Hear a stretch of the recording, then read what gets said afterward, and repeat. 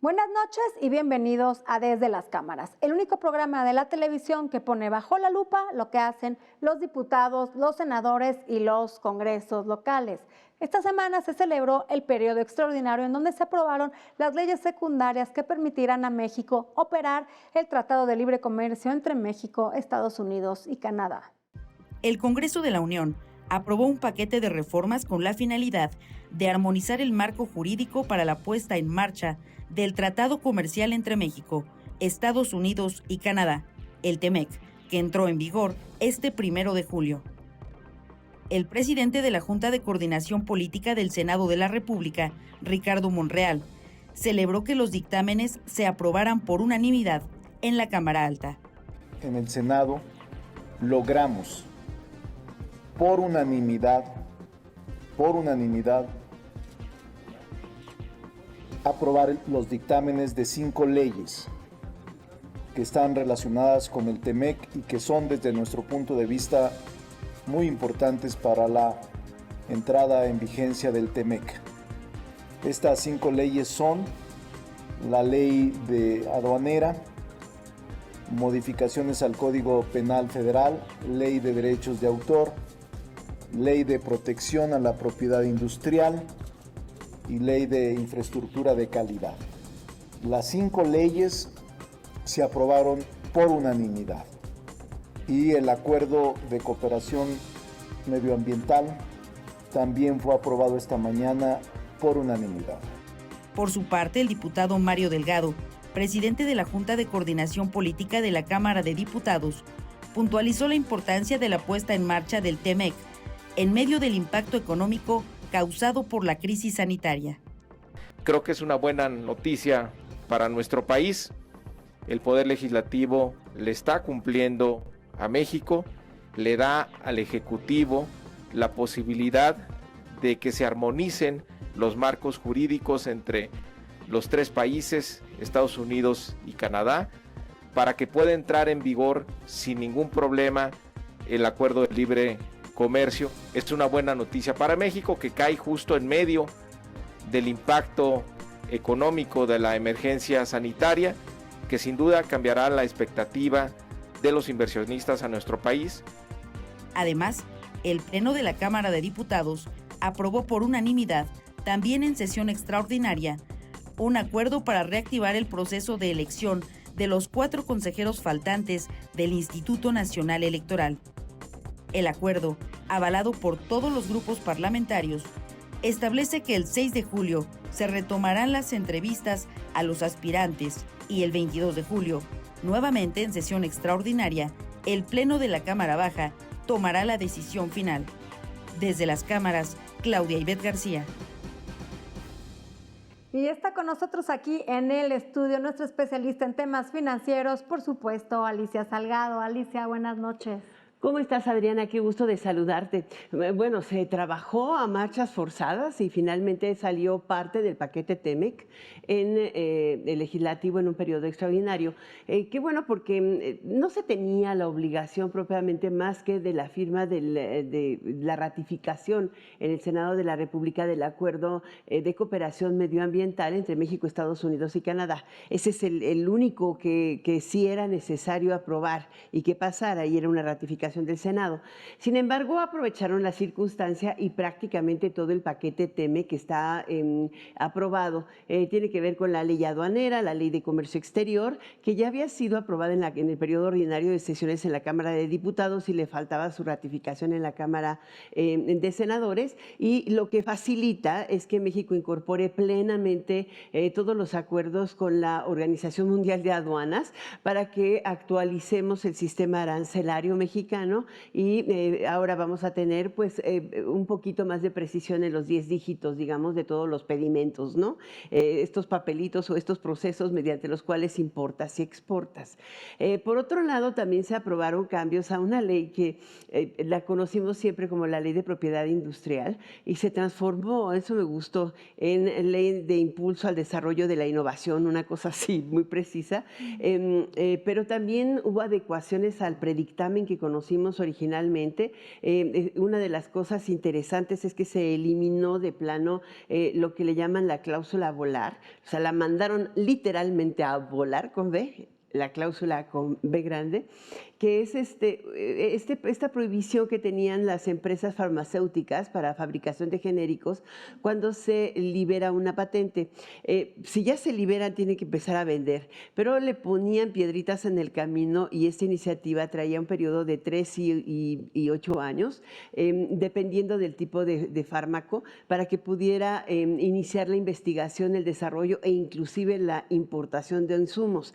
De manera que cuando se liberaba la patente, tenían todavía que esperar a que se liberara esta información para poder producir. Entonces, acababan todavía extendiendo los plazos y había una cantidad de litigios importantes. Creo que este cambio lo que habla es de la sensibilidad importante que tuvieron los legisladores para con el bolsillo farmacéutico de todos los mexicanos en materia de genéricos. Y nos equipara muy bien con Estados Unidos y Canadá, así que no hay problema. Pero viene un cambio que hay que revisar de manera sustantiva a todas las leyes, a la ley de derechos de autor. Hay cambio para marcas, protección, para contenidos digitales como los que nosotros estamos produciendo, nada que te los pirateen por redes o plataformas extrañas, y además sanciones fuertes, se incrementan las sanciones penales de manera casi 1000% cada vez que si cachan a uno violando una patente o una marca. Creo que ese es un tema relevante porque en México pues no pasaba nada, ¿no? Y hoy sí va a pasar. Creo que la única ley que quedó pendiente es la ley de variedades vegetales. Esta se va a quedar para el periodo ordinario, no llegaron a un acuerdo. Es importante para la producción de semillas en México, pero digamos que habemos tratado y habemos un nuevo marco legal para la relación comercial México, Estados Unidos y Canadá y para el mundo. Alicia, muchas gracias. Una gran noticia, la aprobación de estas leyes secundarias y la entrada en vigor del TEMEC. Y ahora vamos con la entrevista que nos preparó nuestro compañero Víctor Sánchez Baños. Los seres humanos demandamos energía eléctrica materialmente para todas las actividades cotidianas de trabajo, esparcimiento y de supervivencia. Sin embargo, el costo de esa energía es muy elevado y solo lo proporciona una sola empresa. Hay opciones, pero ¿qué tan rentables son? Como el caso de los paneles solares de uso doméstico, comercial y empresarial. De ello vamos a platicar con la diputada del Partido Verde Ecologista, Leticia Gómez Ordaz. Quiero comentarte que no es relativamente nueva. Tiene más de 200 años que se está trabajando con el tema de la energía solar. Incluso Albert Einstein hace mucho tiempo publicó un artículo sobre el efecto positivo que tiene el uso de energía solar, sobre todo en países como el nuestro, que afortunadamente recibe tanta energía solar. Ventajas tiene muchísimas, desde la instalación en lugares rurales, que lejos de tener toda la red que se ocupa para tener luz, podrían tenerlo de una manera más independiente, hasta pues el costo que cada uno de nosotros puede ver en sus recibos de luz mes con mes al momento de pagarlo. No contamina, es sustentable, nos ayuda también a cubrir compromisos internacionales. Entonces pues ya es necesario que le entremos de frente al uso de energías solares. Afortunadamente, los costos año con año se habían visto reducidos de una manera importante. Cuando se inicia con todo esto, pues eran demasiado caros. Con el paso del tiempo va bajando el costo y al final le da también ventajas competitivas a la gente, incluso en su plusvalía, porque al ya tenerlas en el momento en el que las venden, pues ya lo tienen, ya es una ventaja que pueden darle al siguiente comprador. Y la tendencia iba en que para el 2023 se esperaba que más de 900% respecto a lo que se tenía ahorita ya estuviera cubierto. Como tú sabes, en el momento en el que se instalan los paneles solares es necesario que se conecten al sistema de la comisión para poder dotar de luz, incluso porque ellos son los que miden la intermitencia entre lo que uno recibe en su hogar y lo que baja del cable. Y esa misma energía es lo que al final podría nutrir incluso al vecino, si se hiciera de una manera escalonada y planeada, y que incluso a muy, muy largo plazo podría beneficiar a las mismas oficinas de gobierno si los edificios o los departamentos de alrededor surten de energía solar al mismo poste, pues podría reducir también los costos en otras tipos de funciones que podrían ayudarnos a todos. La única diferencia sería el cómo lograr que la energía llegara y se pudiera surtir. Sobre todo porque lejos de cualquier cosa nos quedaron muchas dudas. También invitamos a la secretaria de Energía para que pueda ir con nosotros y nos pueda disipar las diferentes inquietudes que quedaron entre todos y trabajar de la mejor manera para que esto pueda ser una realidad. En medio de la crisis económica que vivimos los mexicanos, cualquier herramienta para ahorrar es bienvenida. No podemos vivir sin energía eléctrica, por ello necesitamos opciones más baratas y funcionales para vivir en los tiempos modernos, los tiempos del COVID. Los paneles solares son una opción que está materialmente al alcance de todos y genera ahorros hasta del 90% de la factura bimestral de luz. Y lo más importante, a largo plazo, se trata de una energía limpia que no contaminará el medio ambiente, es decir, invertir en vida. Gracias, Víctor. Y ya está con nosotros aquí en el estudio nuestra experta en temas legislativos, Claudia Ibet García. ¿Qué tal, Claudia? ¿Cómo estás? Hola, Adriana. Muy buenas noches. Un gusto saludarte. Buenas noches. Gracias. Estamos viviendo tiempos inéditos en materia electoral a nivel mundial. La crisis sanitaria está alterando los calendarios electorales de manera importante. Hasta ahora, al menos 35 países se han visto afectados en este sentido. El caso más representativo es Bolivia, donde quedó pendiente la elección presidencial. Los comicios estaban originalmente programados para el 3 de mayo. Sin embargo, se calcula que podrían llevarse a cabo hasta el 6 de septiembre. Otros países del continente americano que han tenido que posponer elecciones locales son Canadá, Brasil, Chile, Colombia y Paraguay. Esto también está sucediendo en Europa, donde países como Italia, España, Francia, Austria y Alemania variaron sus fechas electorales. En Estados Unidos, al menos 14 estados pospusieron la fecha de las votaciones de las primarias del Partido Demócrata rumbo a las elecciones presidenciales de noviembre próximo. ¿Y qué está sucediendo en México? Aquí también estamos viviendo implicaciones electorales sin precedentes.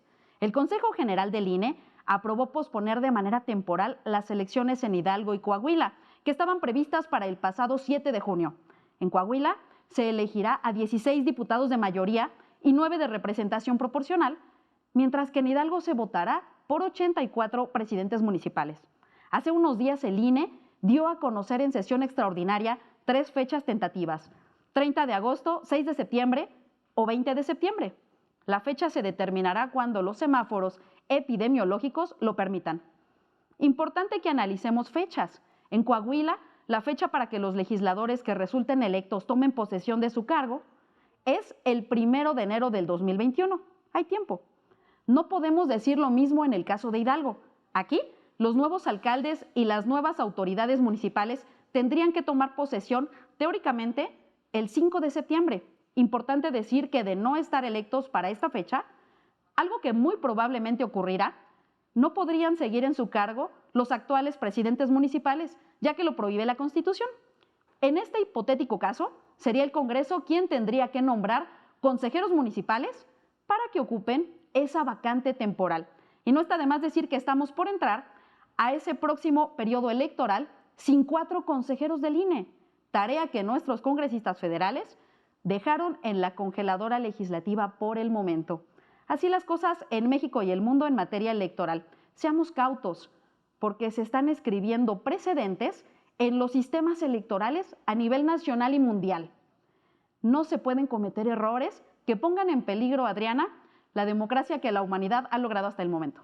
Claudia, sin duda, graves momentos que estamos viviendo a nivel mundial, no solamente la crisis de salud, la económica y ahora la electoral. Gracias por estar con nosotros aquí en el estudio, Claudia García. Gracias. Y ahora vamos a un corte comercial y no se vaya porque a nuestro regreso estará con nosotros el diputado local Gerardo Islas, quien nos va a platicar sobre la agenda legislativa de su fracción parlamentaria.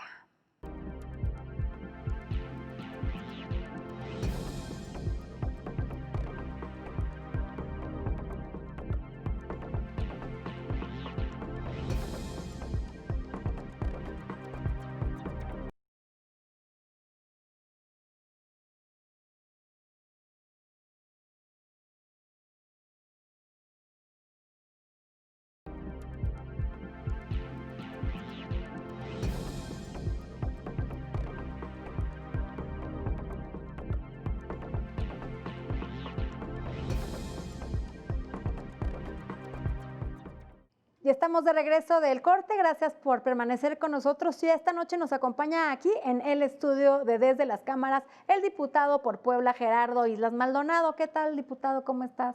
Muchas gracias, Adri, por este espacio para poder platicar sobre temas de coyuntura, sobre asuntos legislativos y sobre lo que estamos haciendo en el día a día. Gerardo, pues estamos ante una crisis de dimensiones aún desconocidas, la crisis de salud y la económica que ya empezó y que, bueno, vienen tiempos peores en temas económicos. Platícanos qué estás haciendo tú como diputado local de uno de los estados más relevantes en cuanto a Producto Interno Bruto, que es Puebla. Bueno, decirte que hemos presentado una serie de propuestas que estarán ayudando a la economía. Desde el Congreso local hicimos un llamado al Poder Legislativo Federal para disminuir el IVA de un 16% a un 10% en esta etapa en la que México y el mundo, pero sobre todo nuestro país, ha sufrido una caída enorme. Vemos pronósticos que dan hasta el 8.4% en una caída libre que ha generado ya miles de pérdidas de empleos formales que seguirán aumentando, que vemos que las empresas legalmente constituidas que forman esta cadena que llega hasta tener en tu casa alimento, sustento, educación, hoy no hay esos recursos. Vemos despidos injustificados, vemos también que está paralizado el mismo gobierno federal, estatales y municipales en la redistribución tanto de los programas sociales como de la activación económica.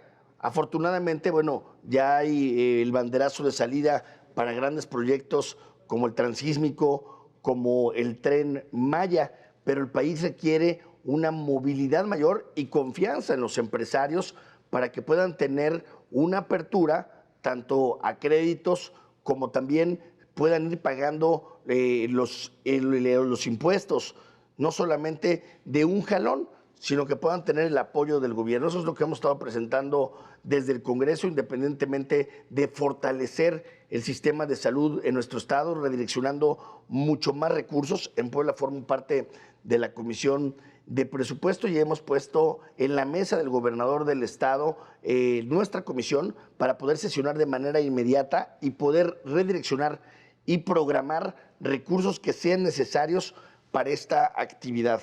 El tema de regresar a la normalidad en un estado en el que vivimos principalmente de las plantas armadoras como es la Volkswagen y la Audi requiere, bueno, un andamiaje que complete el Poder Legislativo con el Poder Ejecutivo, pero también la disposición absoluta de los empleadores, en este caso, para que los empleados tengan la seguridad y la tranquilidad que van a regresar en un ambiente de salud, pero también con certeza económica para el futuro. Vendrán, una vez que se reactive esto, los inicios de clases, vendrán muchos gastos para las familias. Vemos hoy que quienes han perdido a un familiar, hay casos donde el padre ha muerto y algunos de los hijos, bueno, no ha existido un verdadero apoyo de parte de las empresas para el funeral, para comprar una urna. Entonces, creemos que tenemos que hacer paquetes de productividad, pero también de apoyo a la economía de las familias mediante programas sociales enfocados solamente a esta pandemia. Por eso bajar los impuestos del 16% al 10% y que veo que se han sumado ya senadores de la República y diputados federales de todos los partidos políticos, incluyendo al partido Morena. El senador Eduardo Ramírez viene caminando con el tema, el senador Samuel García en Nuevo León, los senadores del Partido Revolucionario Institucional y también del PAN ya se sumaron a esto. Espero que no se quede en comisiones y que se haga una realidad, porque los mexicanos requieren que el Poder Legislativo y nosotros que los representamos estemos del lado de los ciudadanos, del lado de los empleadores y del lado de los empresarios. La reducción de este IVA supongo que sería temporal en lo que superamos esta crisis. También, bueno, un tema que es histórico de hace varios sexenios que nadie ha querido pagar el costo político es gravar el consumo, grabando las medicinas y los alimentos. ¿Ustedes no traen una propuesta similar? Que eso se conseguiría mucha recaudación. Creo, Adri, que en este momento la palabra gravar cualquier tipo de impuesto sería atentar contra los ciudadanos. Esta propuesta de bajar este impuesto sería para este ejercicio.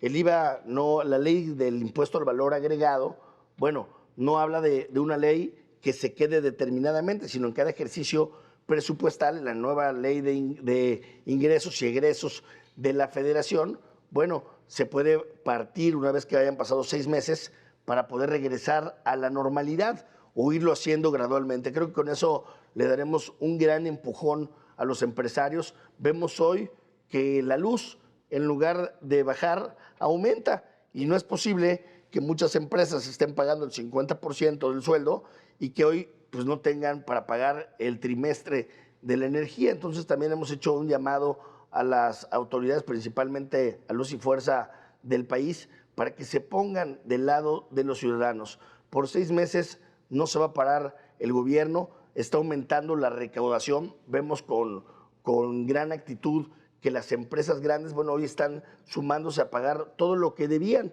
Bueno, pues con esos impuestos se pueden redireccionar y se puede ir amortiguando esta propuesta que estamos haciendo de disminución del IVA.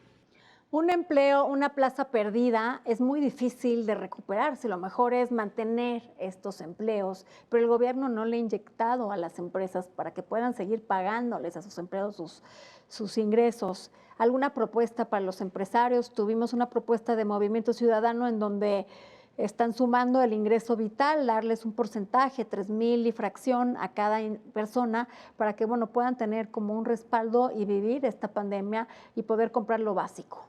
Bueno, hemos visto distintas propuestas. Creo que tenemos que ser un frente común junto con el gobierno, pero no puedes hacerlo solamente retando al Ejecutivo Federal, al presidente de la República, porque vemos que muchas veces cuando se presenta algo, pues la verdadera intención de la oposición es querer mermar o dañar al Ejecutivo con todas estas campañas de fake news y de mala información que hemos encontrado. Lo que tenemos que hacer es tener voluntad política para hacerle una propuesta al Ejecutivo que camine con la política que ha propuesto, que se puedan cerrar filas con los programas sociales que ya están caminando en nuestro país, como el de jóvenes que está caminando en todo México, o el de apoyo para los primeros empleos, para que puedan tener una oportunidad. No estamos hablando de esto, de crear más gasto, sino de lo que se tiene hoy, los empleos que se tienen hoy, no perderlos. Porque una vez, como bien lo dices, si se pierden, va a ser muy difícil recuperarlos. Vemos también que todos los días están aumentando la inseguridad en todo el país. Y esto debido a que hay familias o hay el padre de familia que necesita llevar a su casa pañales, leche, vivir con el día a día, y hoy es muy fácil sumarse a la delincuencia organizada. Yo espero que antes de que termine este periodo ordinario, en verdad, con este llamado que ha hecho ayer el senador Ricardo Monreal a los empresarios, de caminar junto con el Ejecutivo, y que el Senado de la República tiene voluntad para hacerlo, y que la Cámara de Diputados lo puedan lograr junto con la Secretaría de Hacienda, para hacer un pacto nacional junto con los gobernadores, junto con las entidades federativas, para poner sobre la mesa una bolsa de recursos que puedan impulsar que no se pierda ni un solo empleo y que podamos seguir caminando con una cadena productiva que le dé a los ciudadanos certeza en su gobierno, que le dé confianza en el futuro, y que podamos ir reduciendo estos márgenes de inseguridad que tanto daño le están haciendo al país, porque se están convirtiendo en delincuentes quienes solo están buscando el sustento de sus familias. Muchas familias se ven ante la disyuntiva de o pagar su factura de la luz o pagar comida para sus familiares. Entonces, como bien lo dices, se están ampliando las redes de la inseguridad en este país. Diputado, ¿para cuándo sería esta bolsa, esta propuesta? Muy importante, pero no solo que nos quedemos en los buenos deseos. Ya estamos con el agua hasta el cuello en esta pandemia y vemos que el legislativo, bueno, pues no ha hecho nada, no se ha generado esta bolsa. En septiembre se negocia el paquete económico. ¿Para cuándo crees tú que los partidos reaccionen? Tiene que ser tarea de todos. Tenemos que ver por una sola bandera que es México. Yo tengo claro que viene una elección en donde 15 gubernaturas estarán en juego, en donde presidencias municipales, en donde el completo de la Cámara de Diputados se habrá de renovar. Pero hagamos un paro, una veda en esta pandemia para primero trabajar con los temas de hoy, porque las familias no se pueden esperar hasta la próxima elección para poder vivir, para poderle dar alimento a sus hijos. Que tengamos mesura y prudencia ante lo que está sucediendo y que le demos resultados a quienes han elegido, a quienes nos han elegido nosotros como legisladores. En mi parte como diputado seguiré haciendo estos puntos de acuerdo, estas propuestas, estos exhortos, pero esperemos que nos podamos ir sumando muchas fuerzas políticas, como en este caso el de la disminución de los impuestos del 16 al 10%, para poder lograr un despertar en este nuevo amanecer después de la pandemia del COVID-19. Gerardo, pues aquí le vamos a dar seguimiento a tus propuestas. Esperemos que estas palabras se conviertan realmente en hechos y no se queden en buenos deseos y se logre un pacto nacional por el bien de los mexicanos y ante esta coyuntura y el nuevo orden mundial que nos espera. Gracias por estar esta noche con nosotros aquí. Lo vamos a lograr, Desde Adri, las cámaras. hacemos más juntos, que cada quien por su lado, y como mexicano, como un hombre que todos los días despierta buscando buenas noticias, pues tenemos que poner de nuestra parte para que se logren. Agradezco este espacio. Gracias, Gerardo. Y no dejen de vernos próximo jueves, 11:30 de la noche, en el único programa de la televisión que pone bajo la lupa el quehacer legislativo. Buenas noches.